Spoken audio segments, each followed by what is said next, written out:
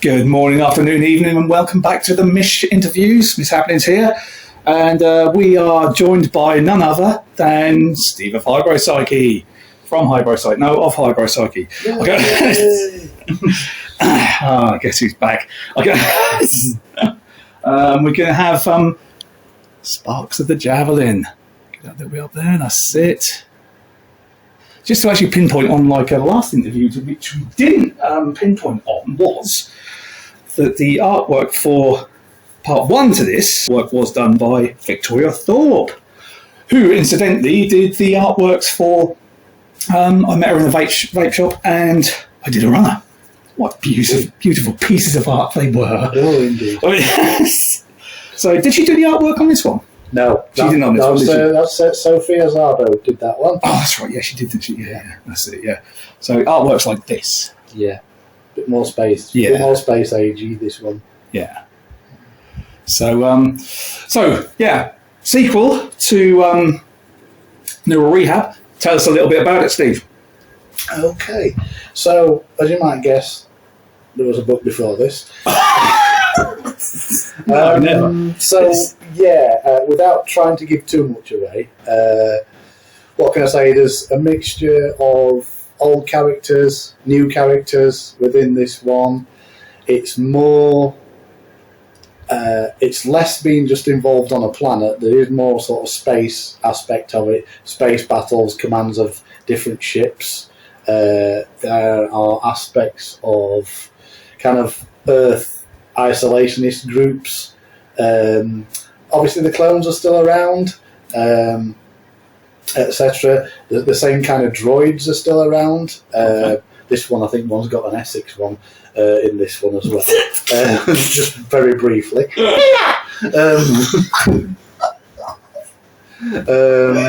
So one of them. And but yeah, covers a bit more.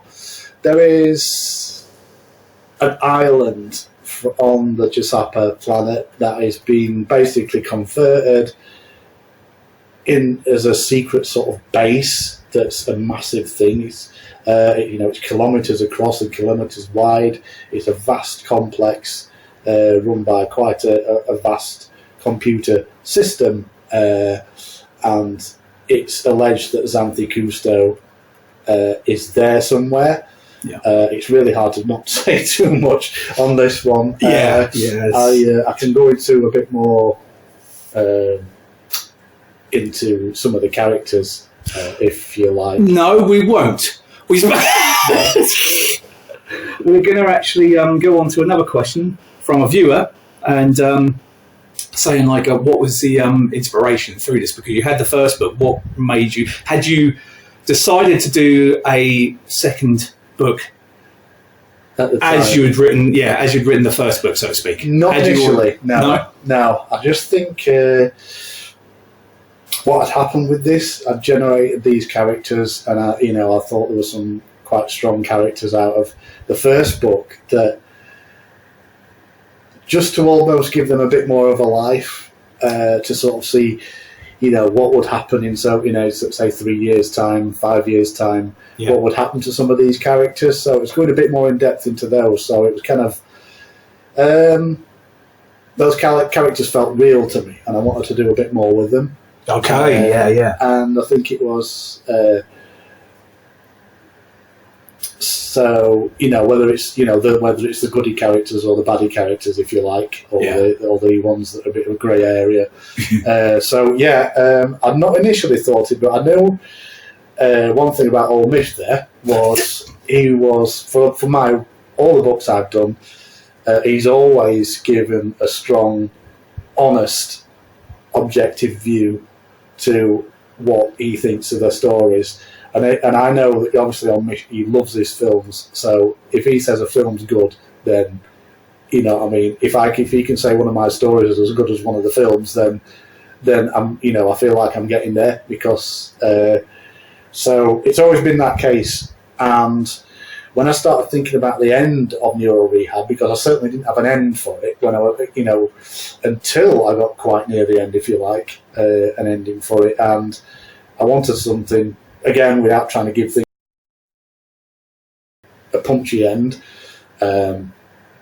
So, when that started happening, I gave it a bit more time. I wrote another book in the meantime, which is completely unrelated. But that point, then it made me start thinking, I can do more with this. I can work more with this rather than just writing a sequel for the sake of it. Yeah. I was sort of thinking all the time that, and one of older Misha's views there, that, you've got to make a sequel. If you're going to do a sequel, it's got to be good, because often sequels aren't. Definitely. So I had that in the back of my mind when I was doing this one. I didn't want to go over the top and have just everybody killing each other, and but having a lot there and keeping a lot of the similar sort of things, the human nature, the prejudice, the spirituality, keeping those sort of aspects in there too. Yeah, but you'd also had actually changed the storyline slightly, which was great, because there's too many sequels and stuff which have exactly the same storyline as like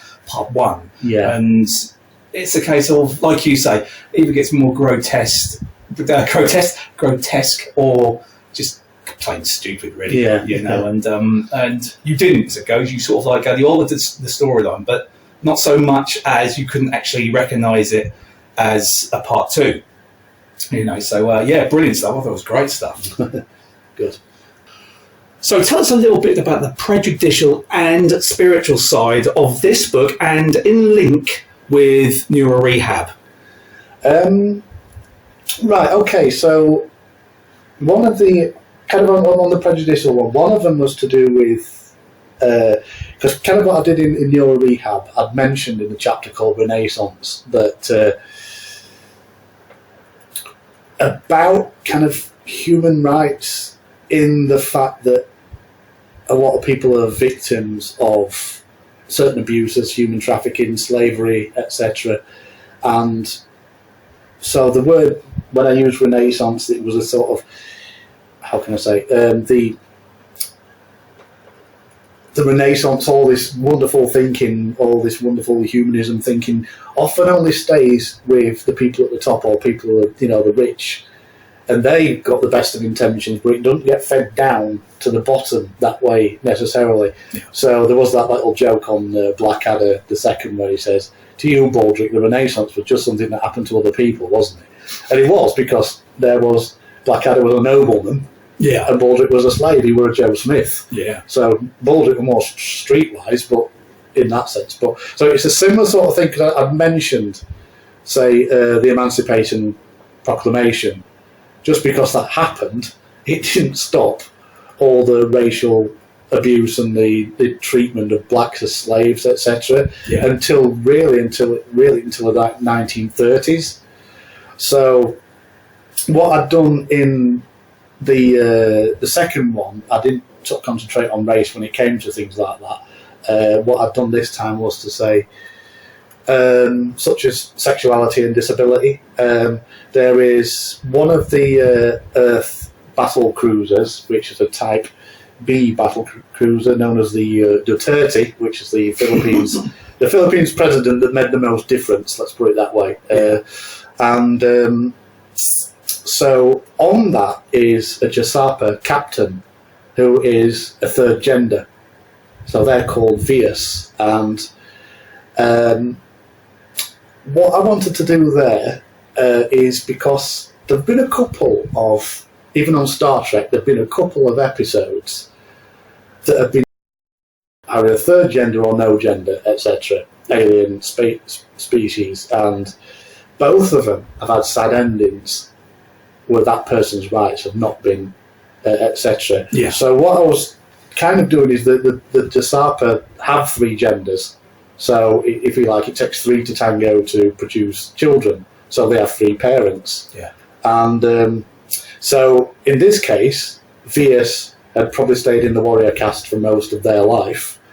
And so they were a captain. But the point is, Vias is vibrant, strong, a good leader, beautiful, those type of things. And so there's a similar situation where, and I have to say I've certainly noticed it in recent years, certainly an increase in discrimination towards disabled people possibly LGBT as well. Yeah. It's on the increase.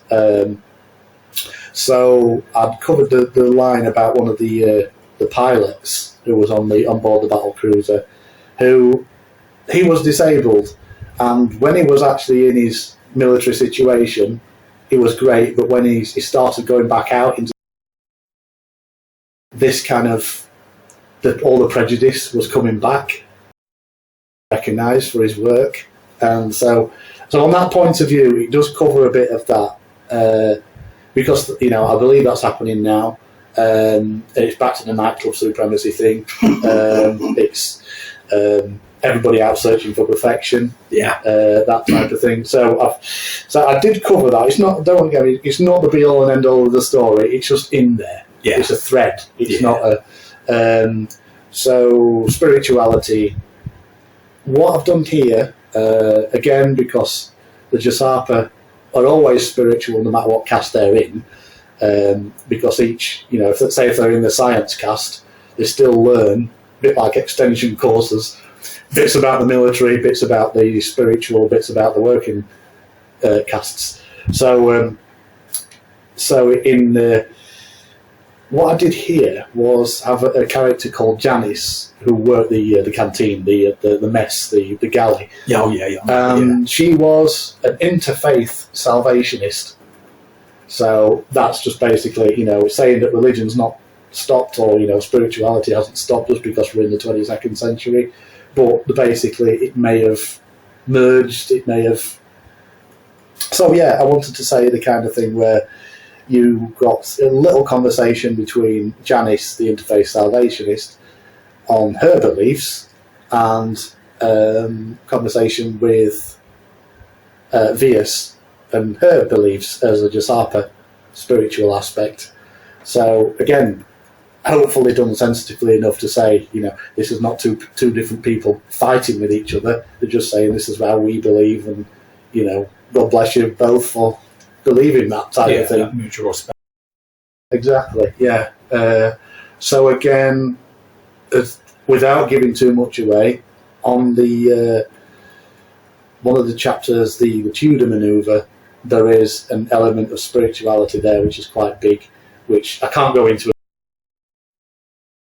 So that's what you need to do. You need to read it, and but read New Rehab first. Yes, make more sense. Yes, actually, I'll have to say as well. I'm a bit late in saying this, but if you are watching this interview, you should really watch the New Rehab interview first and read the book, because if you don't, there'll be a lot of spoilers. Yeah, and I really shouldn't have asked that last question, to be honest with you, because he did run on a little bit there, didn't he? You can cut that out. So. Sparks of the Javelin, with excellent artwork. Sorry about my little finger in there. Available where? On Kindle? Kindle again. Yeah. Amazon. Waterstone. Again. Go to any shop in the world and ask for it. And eventually they'll stop looking at you funny when they say, "Oh yeah, Hybropsyche, I know him." Yeah. I slept with him before he was famous. All that sort of stuff, yeah, he was good. Yeah. Thank you. We'll cut that bit out. No, you leave that bit in. Yes. Is there anything you would like to add, or last comments, or Mish failures? Mishappenings, definitely.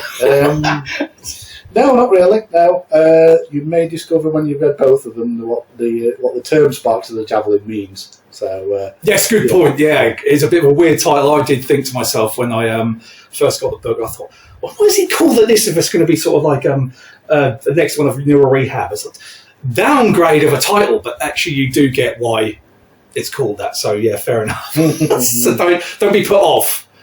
So brilliant stuff. Okay, so thank you very much, Steve of Hybropsyche, for coming in yet again, and your bravery is just getting formidable, really. So Sparks of the Javelin, there you go. And there is Steve. Mish fans, I'll see you soon.